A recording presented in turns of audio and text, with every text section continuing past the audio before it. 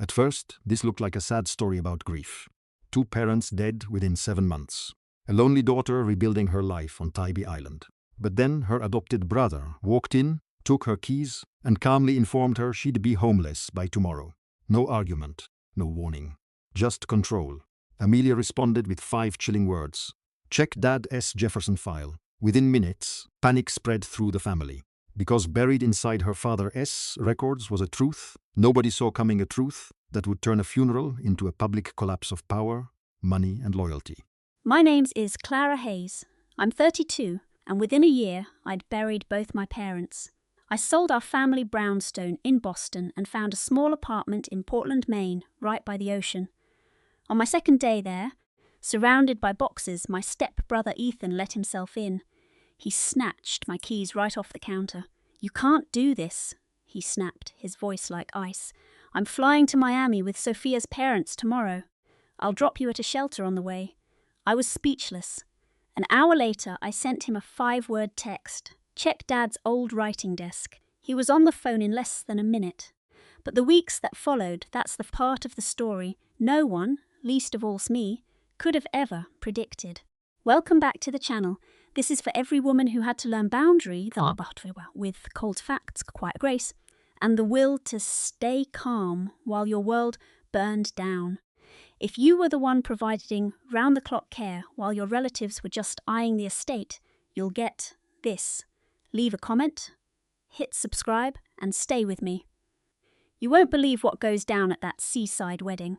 The 14 months leading up to my mom's death were the toughest I've ever faced. Stage 4 ovarian cancer. By the time they found it, it was about comfort, not a cure. I'd been an editor at a publishing house for a decade, so I asked my boss if I could switch to freelance. He said yes immediately, so I packed up my life, my laptop, and moved back into the guest room at my parents' house. My mother's name was Isabella. She'd been a head librarian for 30 years before the illness forced her to retire. My childhood bedroom turned into her hospice room. The hospital bed arrived on a Tuesday. For a full year, the soft hiss of an oxygen machine was the soundtrack to our lives. I learned how to flush her IV port at 3 in the morning. I knew which medical supply website had the fastest shipping. I learned that a weak squeeze of her fingers meant "I love you" after she could no longer talk. My step-brother Ethan came to visit exactly 2 times. Let me be perfectly clear, because later I heard a lot of, well, everyone grieves differently. 2 visits, in over a year, maybe an hour each. His fiancée, Sophia, never even got out of the car. The second time, she sat in their brand new black Audi in the driveway, engine idling, while he came inside. He was gone in 20 minutes. I wasn't angry then. Anger takes energy, and I had none to spare. My entire world was a notepad at Kingston Island with reminders like order more meds and fight with insurance. The real Clara, the one with actual feelings, was shut down. I figured I'd find her again later. But then, my dad died first. A massive stroke that January, while he was shoveling the walkway after a snowstorm. Our next-door neighbour found him first. I raced home from a coffee shop in a daze and knelt by his side on the cold pavement until the ambulance arrived. Mom just watched from the living room window, too frail to even get to the door. The tears didn't really come until a few days later when we were at the funeral home picking out a casket. She placed her hand on a simple cherry wood box and whispered. He never liked a big fuss. After that, it was just the 2 of us. Just me, my mom, the rare books she could no longer read, and the disease. Mom died in August, on a quiet, still morning, holding my hand. Her hospice nurse, a wonderful woman named Fatima, just sat with me in the silence for 2 hours afterward. She just stayed. I'll always be grateful for that. The funeral was on a Friday at a little chapel near the common. It was a grey, rainy day, with maybe 50 people in attendance, all dressed in black. I handled everything: the eulogy, the hymns, the flower arrangements. I wrote her obituary at 3 a.m. over a cold cup of coffee. Ethan showed up half an hour late.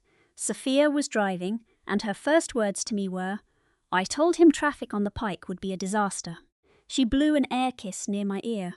"Clara," she said with a sigh, I am just so terribly sorry. It was the nicest thing she had ever said to me. Ethan gave me a rigid hug. I felt nothing. He smelled like expensive bourbon, which seemed strange for him. He seemed heavier, and his eyes were bloodshot and swollen. He sobbed through the entire service, while Sophia just patted his back. Later, people came back to the house for some catering I'd arranged. I was in the kitchen washing glasses when Sophia cornered me. She was with another woman, maybe in her 60s, dressed to the nines. Sophia introduced her as her mother, Diana Beaumont. She flew all the way from Miami for this. Diana grasped my hand. "My dear, we are simply heartbroken for you." Her grip was like steel, and she held on a beat too long. Then Sophia asked, as casually as if asking for the weather, "Clara, did your mom ever mention her plans for her jewellery? You know, the heirlooms?" I carefully set down the glass I was washing. I didn't say a word. I just picked up the empty platter of sandwiches, walked it back to the living room, and refilled it. When I got back to the kitchen, Ethan was standing in the doorway, watching my every move. He'd come down from upstairs, from the hall right outside my dad's study. I hadn't even noticed him go up. "You doing all right?" I asked. "Sure," he said, but his gaze was sweeping across the room. "Just, looking around." 2 months after that, we were in a conference room at the law office that handled my parents' estate, Albright and Finch. Mr. Albright read the will. He was a kind, old gentleman who always wore a bow tie. The will was straightforward. The Boston brownstone and everything inside it was left to me. A specific clause, added just last year, said the house was my inheritance for being my mother's sole caregiver. All the investment accounts, the insurance money, Dad's car, and their savings were to be split 60-40, with Ethan getting the larger portion. Mr. Albright noted that the total values were nearly equal, given the house's current market price. It was perfectly balanced. Ethan's face turned a dark, splotchy red. He was silent, but Sophia wasn't. She actually raised her hand a little. "Excuse me, Mr. Albright. Is this the final version? You don't have an older copy on file by any chance?" Mr. Albright took a patient breath. "This is the final, legally binding will and testament." Sophia gave a slow, measured nod. "I see, just making sure." I didn't say a thing for the rest of the meeting. I signed the documents, shook the lawyer's hand, and headed down to the parking garage. Ethan and Sophia were right behind me. Just as I got to my car, Sophia rushed ahead and placed her hand on my arm. She was sporting a massive new engagement ring. "Clara," she said, her voice dripping with fake concern, "we really need to talk this out. As a family, we should find a way to divide things that feels fair to everyone." I glanced down at her hand, then back to her face. "Mom and Dad wanted this," I said simply. "I didn't write the will." Her smile froze as she snatched her hand back. That very afternoon, I went directly back to the lawyer's office for certified copies of the entire will. From there, I drove to my bank and opened a safe deposit box, putting every single copy inside. Later that night, in the silent house, I found a small, old-fashioned key hanging on a hook inside the kitchen pantry. It was the key to my dad's antique writing desk in his study. I didn't use it. Not yet. 4 months went by. I lived in that house alone, working on my laptop at the kitchen table. I kept Dad's study door shut. I left Mom's favourite reading chair empty. It took 3 washes to finally get the sharp, clinical smell out of the sheets from my old bedroom. One Sunday morning in March, I was in the living room with my coffee, just staring at the dark, mahogany bookshelves. My dad had always wanted to refinish them, and it suddenly hit me with absolute clarity. I couldn't spend another night in that house. It wasn't a home anymore. It was a museum of sadness, and I was the only one there. I called a realtor the very next day. We listed it that Thursday and held an open house on Sunday. By Tuesday, we had 4 solid offers. I took the highest one. It was from a young couple, pregnant with their first baby. The wife had actually grown up on the next block. $825,000, with a quick 30-day closing. I didn't even think to tell Ethan until the papers were all signed. I called him from my car in a grocery store parking lot, the kind of call you make when you need a fast exit. "You sold Mum and Dad's house?" His voice was sharp. "It's not their house anymore," I said. "The will made it mine, and I can't stay there. I'm buying a small apartment in Portland with the money." There was a long, tense silence on his end. I could hear Sophia hissing something furious in the background. When Ethan spoke again, his voice was completely different. "Sweetheart." He cooed a word he had never used with me in his life. "We should really talk about that cash. Sophia and I have some big plans and we could really use a hand." "My groceries are melting," I said, interrupting him, and hung up. I should have known right then what he would do next. A good brother would have told me what was coming, but I'd been in survival mode for a year, just keeping my head above water. You don't just turn that off. So I kept moving. I cleared out the entire house in 6 weeks. I found this condo in Charleston into 2. I paid cash $470,000 for a 1-bedroom on the top floor with a balcony overlooking the harbour. Moving day was the first Saturday in June, and I still hadn't gone through my dad's antique desk. I almost did, so many times, but a gut feeling told me to wait. The movers were gone by 2 p.m. The only furniture I kept was my mom's wingback chair and my dad's desk. I watched the movers handle the writing desk myself, making sure it didn't get a single ding. It was in Dad's home office my entire life. He got it back in '95, solid mahogany with brass pulls. 30 inches long, 16 deep, 26 high, with a classic roll top. It even had a tiny brass key for the centre drawer. They set it in the corner of my new bedroom. I closed the door and breathed in the scent of lemon polish and old documents. After they drove off, I stepped onto my balcony. The place is tiny, just 700 square feet, 1 bedroom, a tiny kitchen, a balcony with room for 1 chair. It's not the ocean, it's the harbour, but the salty air reaches all the way up here. On clear nights, you can see the bridge lights twinkling across the water. The association fees are $400 a month. I ran the numbers a dozen times. I could manage this on my own. I really did it. As the sun went down, I walked to the waterfront park. The August heat was thick and heavy. I sat on a cool stone bench in my work clothes, letting the breeze whip through my hair. For the first time in 6 months, since Dad passed, I actually cried. Not the horrible, gasping sobs, but quiet tears that just streamed down my face. I let the grief wash over me. But under it all, there was something else relief. Like I'd finally set down a massive weight I'd been hauling for years. I could just leave it there. That night, I slept for 8 straight hours. The first full night's sleep in what felt like a lifetime. I'd given Julian the building's guest code last week. He'd called and offered to help with the move. I said no, but it seemed like a kind offer then. So I gave him the code, for an emergency or something. "Perfect, I'll put it in my phone," he'd said. I thought tomorrow I'd wake up and finally feel a sense of peace. The mahogany desk waited in my bedroom. I told myself I'd go through it on Saturday. I finally had a place for everything. Sunday morning, August 7th. I got up with the sun, brewed some coffee, and carried my mug to the balcony. The harbour was perfectly still. A single shrimp boat was heading out, its engine a low hum in the 6 a.m. quiet. I sat there in my robe, watching the steam rise from my coffee. I could get used to this, I thought. I could do this every day. At 9:15, a dark blue SUV swung into the visitor lot. It caught my eye because the lot was empty, and it took up 2 spots, a classic Julian parking job. I watched from above. Julian got out, wearing a golf shirt and boat shoes. Then the passenger side opened.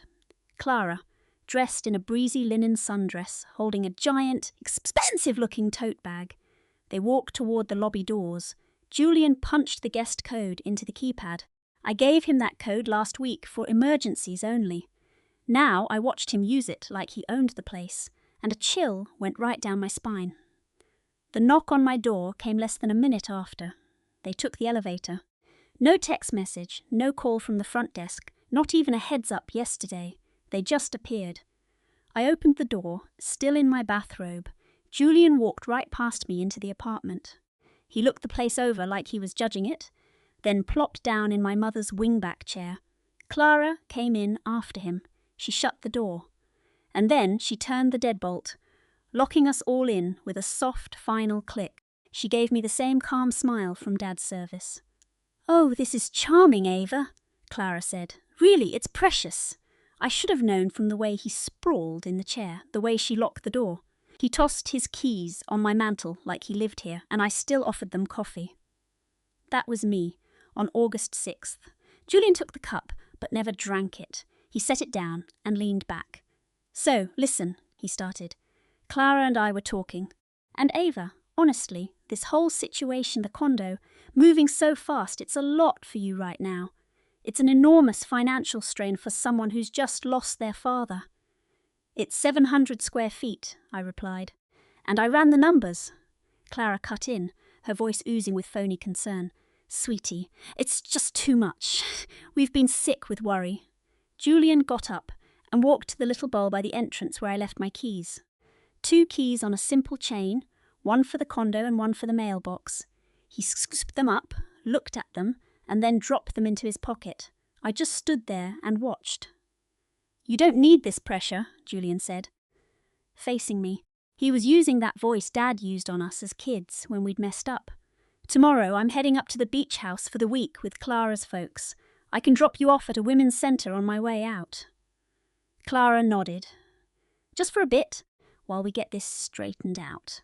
"Ethan said he can help us list the condo right away." I went rigid. "Ethan?" My brother-in-law, the realtor. "He says we can get $450 for it. Maybe more. Just let us take care of this, sweetie." I saw her phone screen flash on the cushion next to her. An open text message. The contact was Ethan. It said, 184 Harbourview, Unit 4C. She's on board. My new address. She noticed me looking and immediately turned the phone over. I didn't let my face show a thing. Then I simply said, "Okay." The two of them just gaped at me, totally confused. "Okay," Julian echoed. "You've got my keys," I said, my voice empty. "So I suppose that's that." The room was absolutely silent for a long moment. I know they were braced for a fight, for tears, for pleading. That's what the old Ava would have done. The grieving daughter, lost in her sadness. I'm sure Clara had a whole speech prepared. But I just stood there, my coffee mug getting cold. "Ava," Clara said, her tone wary, "we're only trying to do what's right for you." "I know," I replied. Julian looked at his wife. She glanced at her phone on the couch. He turned back to me. "So, you're okay with this?" he asked. "With us handling it?" "I think you should both leave now," I said. "You have a long drive to the beach house tomorrow. You'll want an early start." "Ava, sweetie." Clara tried again, stepping toward me for a hug. I took one step back. A simple move that put the kitchen island between us. She froze. "Fine," she snapped, her voice brittle. "Fine, we'll call tonight. We'll handle it." They left. Julian grabbed his keys from my mantel. Clara snatched her purse and phone. He hesitated at the door, as if searching for some wise, big, brotherly thing to say, but he came up with nothing, and then they were gone. The deadbolt was still engaged from when Clara had locked it. I twisted the knob, opened the door, and watched them march down the hall to the elevator. He hit the down button hard, without a backward glance. The doors slid shut. I closed my own door. I slid the deadbolt home myself this time. Then I went to a kitchen drawer and pulled out a small cloth pouch I'd tucked away in the back. Inside was my backup set of keys. I had them cut the day I bought the condo. A decade spent archiving private collections for anxious art patrons teaches you that you always need a copy. I sat down and poured the last of the coffee. I pulled up Julian's contact on my phone. I stared at his picture, an old photo from his college graduation, arm around my shoulders. I was 14. I'd cropped our parents out years ago, so it was just us. Back when I thought a big brother was the best thing in the world. I typed a new message, just 6 words. "Check inside Dad's old mahogany desk." I read it, then hit send. 3 minutes passed. My phone buzzed. Julian's name lit up the screen. I ignored it, silenced my phone, and called Mr. Davenport's personal number. Mr. Davenport was senior partner at the firm. He gave me my first job 12 years ago when I was just 23 with an art history degree. He taught me how to spot a fake, manage an auction, and find a loophole in a donor contract in 60 seconds flat. He was 65, a widower, and he always answered his cell, even on a Sunday. "Ava, what's wrong?" "He was here," I said. "He stole my keys. He threatened to put me in a women's shelter." There was a pause on his end, the kind a lawyer uses when the clock starts running. "Right," he said. "My office. Tomorrow 8 a.m. Bring your phone. Don't answer his calls. Don't reply to a single thing. Let it all unfold. The gears are already in motion." My lawyeress voice was as steady as a rock. "The trust is in safe deposit box 309 at First Heritage Bank. Get the certified copies." "I will," I promised her, then ended the call. I found a notepad I'd brought from the old house, one I used for Dad S appointments. Now it was for my own list. Monday, First Heritage, 309, Sarah at 8 a.m. Building super, do not let Ethan inside. Change the locks tonight. I circled that last part 3 times. I called Harbourview Lock and Key for a 6 p.m. slot. The first angry voicemail from Ethan buzzed in at 11:52. He left 6 more that day. I let them all go to voicemail, logging the time of every single call. I reviewed his messages, summarising each one, but I never replied. 10:15. "Chloe, what Porsche? I honestly don't know what you're on about. Call me. This is insane." My analysis. He was feigning ignorance, trying to sound innocent. 11:05. "All right, I'm done with these games. Olivia says you're just manufacturing drama." Call me. My analysis. He's furious now, and I could practically hear Olivia whispering in his ear. 1:20. "I just spoke with my mother. She agrees you're being incredibly ungrateful. I told her you've had a difficult year. Call." My analysis. He's say recruiting his mother for backup. 3:47. "Chloe, if I don't get a call by tonight, I'm getting my lawyer involved. I mean it. We have a claim here too." My analysis. A desperate, pathetic bluff. The proof came from a document he'd left on the shared family cloud drive. 7:03 p.m. "I'm hitting the storage unit tomorrow. If the key's at the old condo, I'm grabbing it. Whatever she thinks is in that safe, it's not just hers. You can't just hoard family assets." I read it twice, not out of surprise, but to get the language exact for my lawyer, Sarah. I took a screenshot of the entire file. "It's not just hers." I focused on that sentence. He had no idea the condo lease ended last week. New people were already moving their stuff in. That old safe key wasn't there. It was tucked away in a drawer in my bedroom. He was about to find an empty condo with a new owner assembling flat-pack shelves. The locksmith showed at 4 p.m. on the dot. 30 minutes and $150 later, I had a new deadbolt and 2 gleaming keys. I dropped them in a ceramic bowl by the door.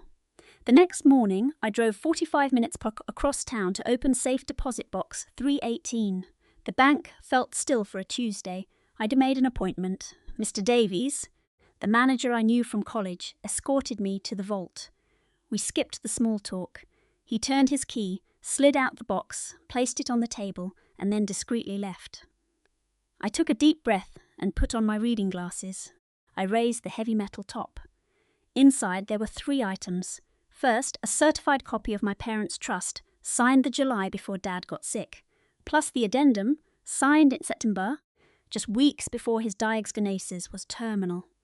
The wording was airtight about the vintage Porsche, the title, and the logic. To acknowledge our daughter Chloe's role as her father's primary caregiver. A letter from their attorney, Robert Peterson, confirmed my parents were of sound mind and under no pressure. The second item was a letter from my mother, 2 pages on her familiar cream stationery in her elegant cursive. Dated a month before she passed away, it began, "Chloe, my dear, your father and I see who truly held us all together." She wrote for 2 straight pages, clear and direct, about how she and Dad had been observing. They saw who came to the skilled nursing facility in 2019 after his stroke. They saw who never missed a Sunday afternoon phone call. They saw who put their entire life on hold for over a year without a single complaint. The final sentence of her letter was like a blade. "Don't let Ethan intimidate you out of this car. It is yours. Promise me." The third item was a sealed manila envelope. On it, in my father's script, "Chloe, Open this only when you absolutely must, and not a moment before. I didn't open it. I put it back with the trust and Mom's letter, then photographed every document with my phone, every page, front and back. I emailed every single image to Sarah before I even stepped out of the vault. I locked the box back up. These documents didn't feel like history. They felt like cold steel and the final word. They felt like justice. 2 days later, my apartment intercom screamed like an angry hornet. Not the front lobby buzzer, but my own door, meaning someone got past security. I checked the peephole. It was Diana Croft, in an immaculate pantsuit, holding a box from a fancy bakery. As the peephole went dark, she smiled. "Chloe, dear, it's Diana.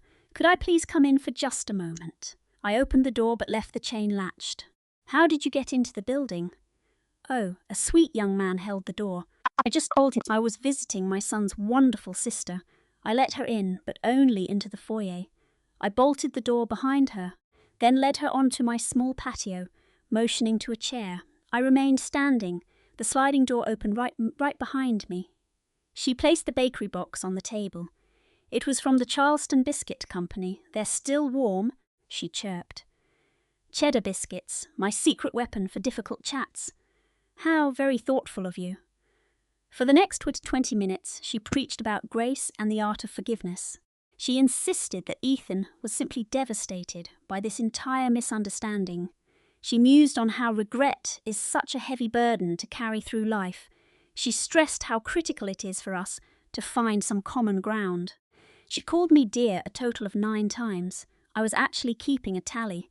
Finally, she leaned in, placing a hand on my forearm. "Chloe, sweetheart," she whispered, "families should never keep secrets from one another. We all just want to put this behind us." I ignored her performance completely. Instead, I asked, "Diana, should I take these to the kitchen?" She blinked, thrown off her script. "Oh, yes, dear, that would be nice." I carried the box inside. On the kitchen island, I noticed a folded note tucked beneath the twine. I slid it free. 3 words in her perfect script. "Call your brother."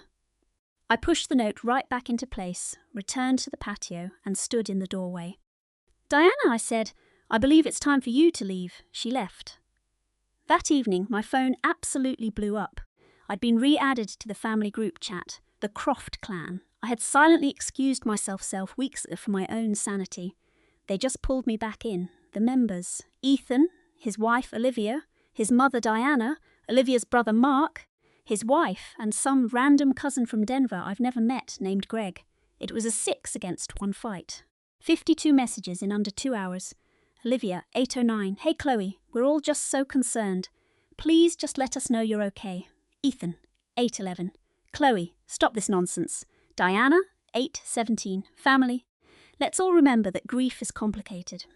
We must be patient with Chloe, but also firm. She needs our support." Mark, 8:25. "Hey Chloe, quick idea.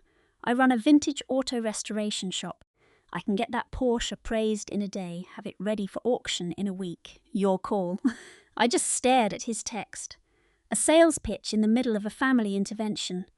Olivia, 9:02. She was always the golden child. Now she's just greedy. Sorry, but it needed to be said. Diana, 9:04.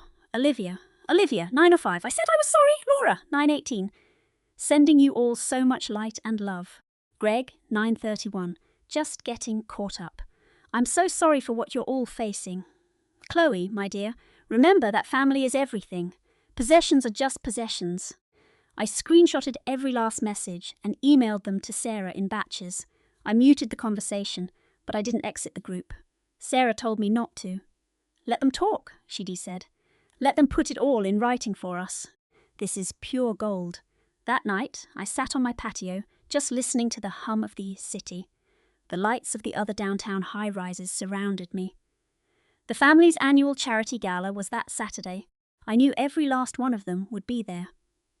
If you've been following this saga, you can probably feel what's coming next. That moment when the one who's been silent this whole time finally decides to speak up, to stand there with me. Just drop a 1-word comment, type Porsche so I'll know you're with me. And please remember to subscribe.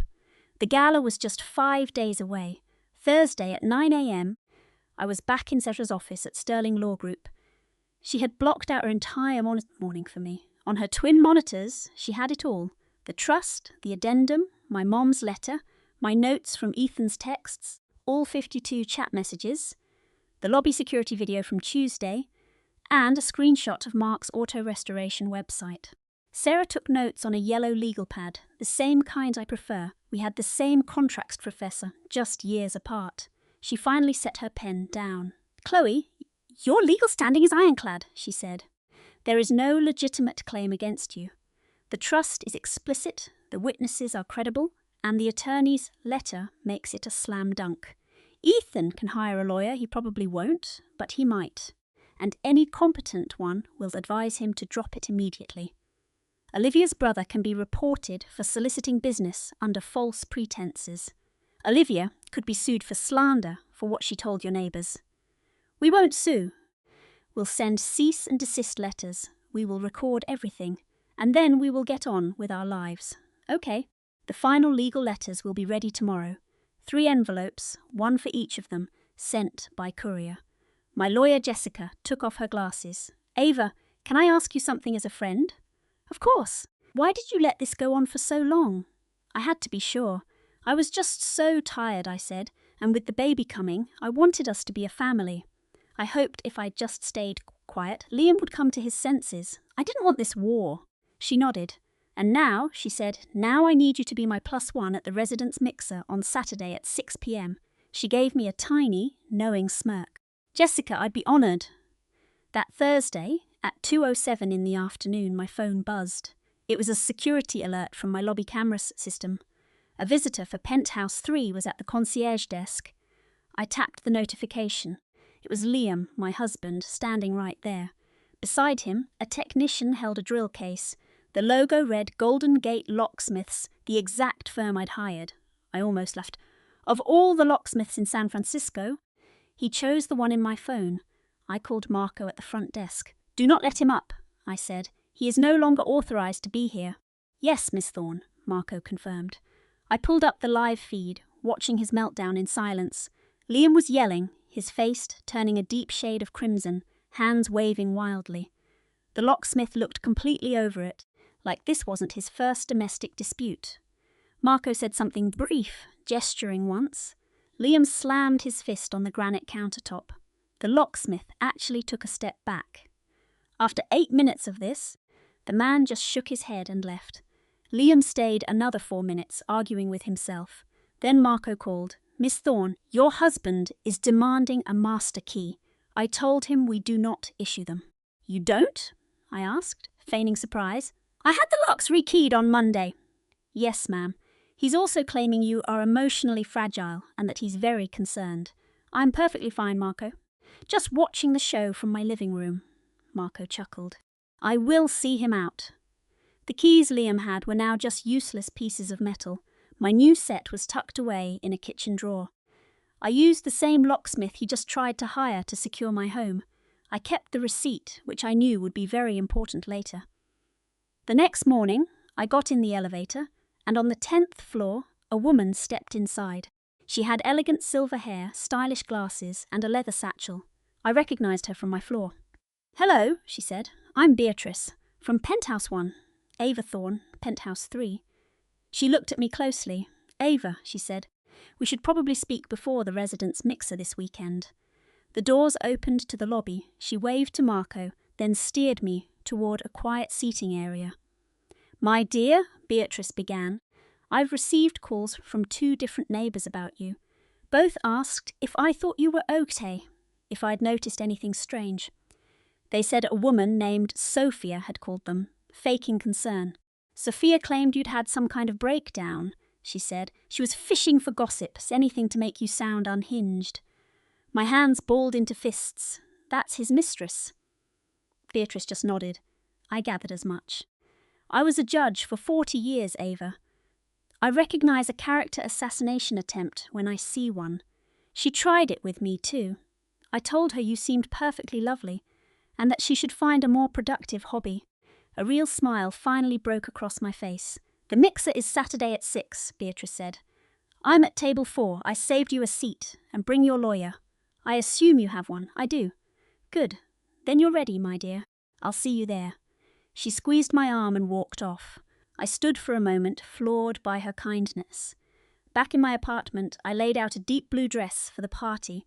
That night, I pulled an old mahogany box from the top of my closet. I placed it on the floor and sat before it, feeling like a little girl with a secret. The smell of cedar and old leather filled the air. It smelled like my grandfather's library. I used a small brass key to unlock it. I'd put the main inheritance papers in a bank vault, but I hadn't opened this box itself in years. This box held my grandfather's life. His old watch, a pair of worn driving gloves, photos of him as a young pilot, a thick leather-bound journal. Everything was exactly as I remembered, but tucked into the silk lining of the lid was another envelope. On the front, my grandmother's elegant script simply said, "For Ava, when you need this most." She'd left me a final message. I opened it carefully. The note was short, written in her strong, confident hand. It said a day would come when someone I loved would try to make me feel small and confused, and that they would use love as a weapon to mask their own greed. She told me not to believe a single one of their lies. She wrote, "Your grandfather and I always saw people for what they were, not what they pretended to be. Protecting what is yours isn't cruel, Ava. It's the last thing I can teach you." I read it again and again. That afternoon, my lawyer, Jessica, sent over the documents. 3 separate cease and desist letters, printed on her firm's official letterhead. Each one was brutally clear. The first was for my husband, Liam. It listed his fraudulent wire transfers, his attempt to illegally enter my home, and the threatening voicemails. The second was for his sister, Isabel. It warned her to cease her campaign of online harassment and slander, which Jessica had documented completely. The third letter was for Sophia, the mistress. It was a legal masterpiece. It covered defamation for contacting my neighbours and spreading lies about my mental health. Jessica even cited the specific California Civil Code. Reading it was like breathing fresh air. I printed all 3 documents. I put each one in its own envelope, addressing them in my own hand for that personal touch. I sealed the 3 thick, formal envelopes. I placed them inside my handbag. I called Jessica around 4 p.m. "The party is a go. Let's meet in the lobby at 5:45. "I'll be in blue. I'll be in a black power suit," she said.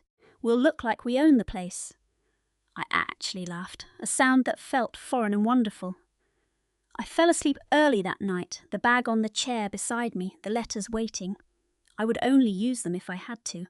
Only if they dared to make a scene at the mixer. Jessica and I had a plan, and I had a gut feeling they were going to make this as public as they possibly could. On Saturday, I was up before sunrise. The San Francisco fog was thick and quiet outside my window. I made coffee and ate on the terrace. My blue dress was laid out, with simple heels and my grandmother's locket, the only jewellery I needed. I read her letter one last time at the breakfast bar. Then I put it back in the mahogany box and locked it away. At 5:30, a soft knock came at my door. It was Beatrice. I told her I would meet her downstairs at 5:45. When I arrived, she was already there, looking regal in a cream-coloured silk tunic. "Ready, my dear?" she asked. "I think so." She gave me a long look and then a firm, confident nod. As we stepped into the elevator, it was just us. Beatrice turned to me. "You don't owe them a thing tonight, Ava. Remember, you belong here. They are the trespassers. I don't have to prove anything," I repeated to myself. "I just have to remember who I am." She offered a small smile as the elevator doors slid open. Jessica was waiting, holding a slim leather portfolio. Marco, the concierge, gave me a subtle nod of solidarity that meant everything. And then I saw them, Liam, and his sister Isabel, and Sophia, clutching a massive bouquet of white lilies like a shield. The whole miserable crew was there, just waiting. This is the moment I had replayed in my mind 1,000 times. If you've ever been gaslit by someone you trusted, or made to feel like you were the crazy one, this is the part of the story you've been waiting for. If any of that sounds familiar, make sure before we get into this mess. And let me know in the comments. Who is the Sophia in your own life? The building's grand lounge had been transformed for the mixer. There were cocktail tables, a lavish spread of hors d'oeuvre, and bartenders pouring champagne. A jazz trio was playing softly in the corner.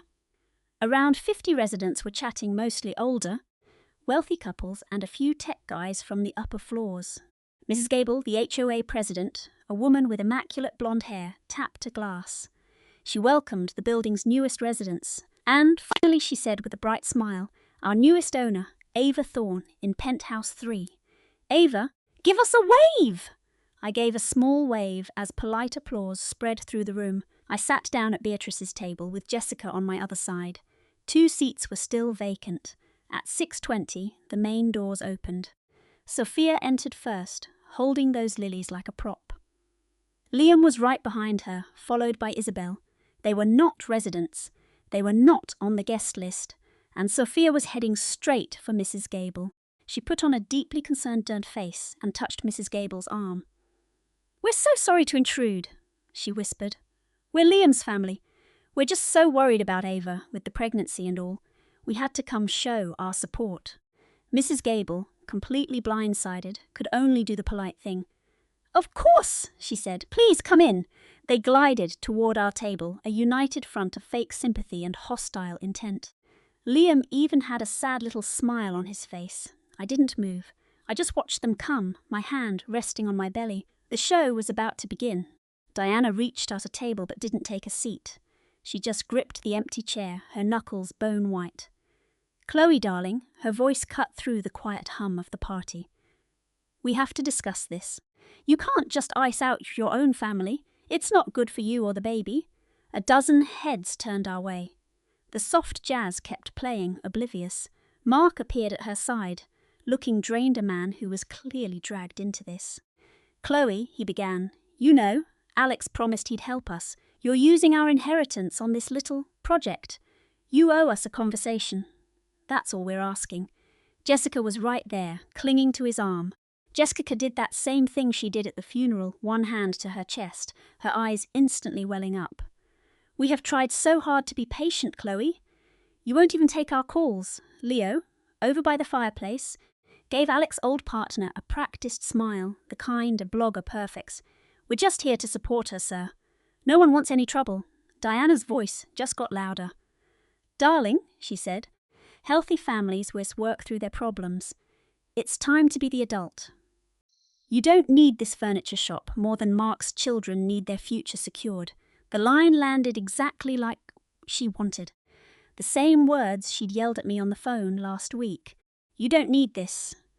Now it was just wrapped in fake concern in front of my friends and colleagues. To my right, Maya carefully put down her wine glass. To my left, Ben was a silent wall of support. I looked at Diana. I looked at Mark. I looked at Jessica. Then I looked at Leo, who at least had the grace to look away when I met his gaze. The entire room was holding its breath. I reached for the leather briefcase at my feet and set it on my lap. I clicked the latches open. The jazz trio finished their song on a long, soulful note, and silence fell.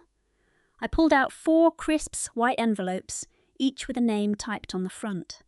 I closed the briefcase, stood up, and walked to the center of the room. I handed the first envelope to Mark. He took it automatically, like you'd take a program at a play. He didn't open it, just stared at me. I handed the second envelope to Jessica. She took it with both hands, as if it might actually explode. I gave the third envelope to Diana. Her hand trembled just a little as she took it. She let go of the chair, clutching the envelope to her chest. Finally, I offered the last one to Leo. He took it, glanced down at his name, and all the colour drained from his face. My voice was soft, but it carried. The room was so still you could hear the ice shift in someone's glass. Inside, "At each of these envelopes," I said, "is the one thing you've all been demanding." The truth, that was all. Then Eleanor stepped forward from my table. She already had a business card in her hand. She placed it on the mantelpiece. "Eleanor Vance," she announced. "Vance and Associates. I represent Chloe. I would strongly advise you to read what you're holding before you say another word." Mark cautiously tore his envelope open. The signed, notarized loan document from Alex's estate was right on top. He stared at the cover page, then flipped through the printed copies of his own emails. He was reading his own words, begging his brother for a handout. His whole face just seemed to collapse, in a way I hadn't seen since his band broke up. For a moment, his eyes filled with a deep, gut-wrenching shame. "These are my emails," he whispered, his voice cracking. I just nodded. His lip began to tremble. He was about to say something to me, or maybe just to the room. Jessica snatched the papers from his hand. "She's lying! Mark, these have to be fake!" He slowly seemed to come back to himself, shaking his head. "Jessica," he said quietly, "I wrote those." She turned on him, her face twisting into an ugly sneer. "Mark, don't you dare be so pathetic. She is playing you. We talked about this." Diana now had her own envelope open, holding a cease and desist order in one hand and Eleanor's card in the other, her jaw slack. Leo had put his envelope on a side table and was staring intently at the floor. Diana was the first to find her voice. She did what cornered animals do. She attacked. "This is a setup. You lured us here just to humiliate us." My own voice stayed perfectly level. I didn't even flinch. "Diana," I said, using her first name, "none of you were invited to this memorial. You introduced yourselves to Alex's mentor as his family. There are 30 people here who heard you." Across the room, Mr. Sterling stood up. He's nearly 80 and walks with a cane, but he glared at Diana like a 5-star general. I heard her say it. His voice cut through the tension. I heard her. The architect from the city planning office heard her. Mr. Sterling gave a single, sharp nod from the doorway. "Yes, I did." Jessica changed her strategy. The anger vanished, replaced with perfectly timed tears.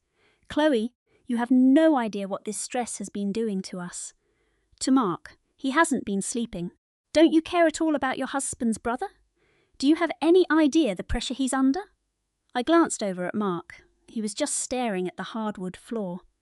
"Jessica," I said, "you are the only one in this house who has ever cried to me about financial pressure. Mark has called his own brother 4 times this year.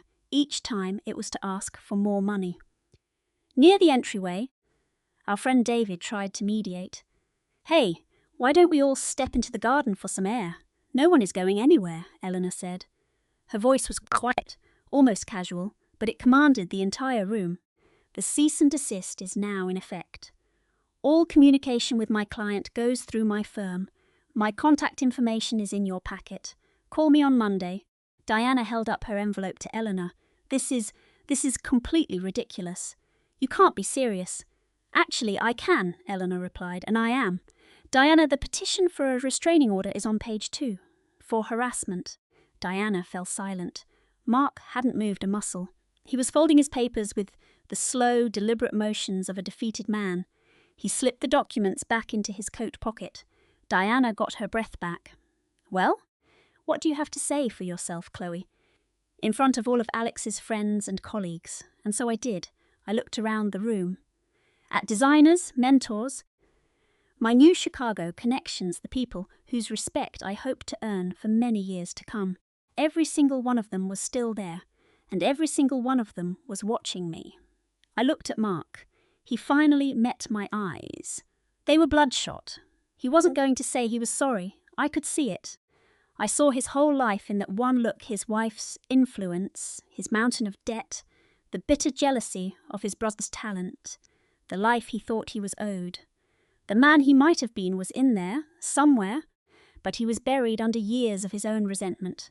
I turned to Diana.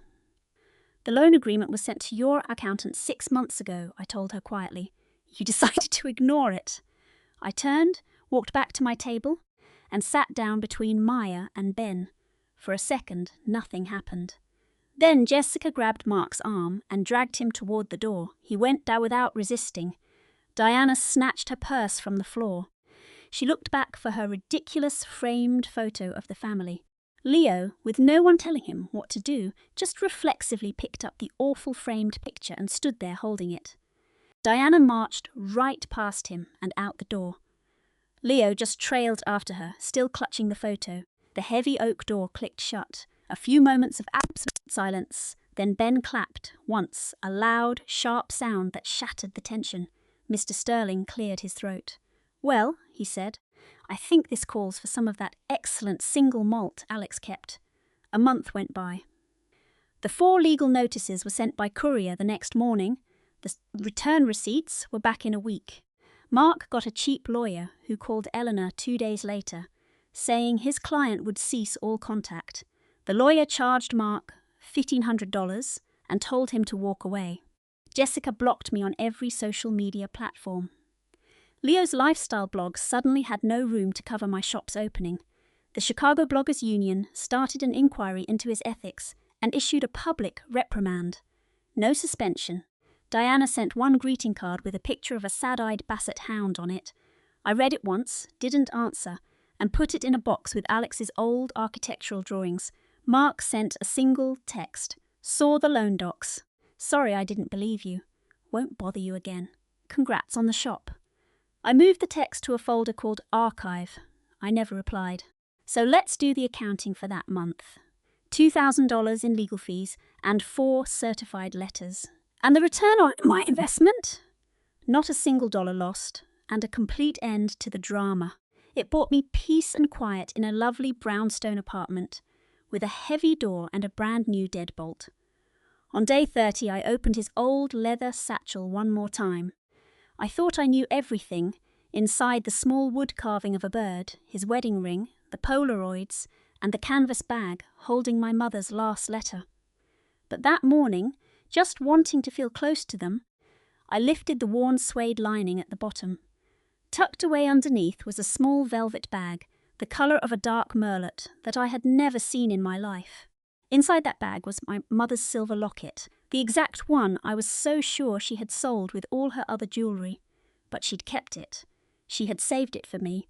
I clicked it open, and there I was, 8 years old, sitting on my dad's shoulders at a street festival. I was holding a huge bag of popcorn, and he was laughing with his whole body. On the velvet pouch itself, my mom had written a simple note. "You are more than enough. All by yourself. Don't ever forget it. Love, Mom." I put the locket on. The chain was short and it rested right at my collarbone, exactly where it was meant to be. Family isn't just a name you share. It's the people who honour a father's dying wish, no questions asked, and that's a truth I finally understood.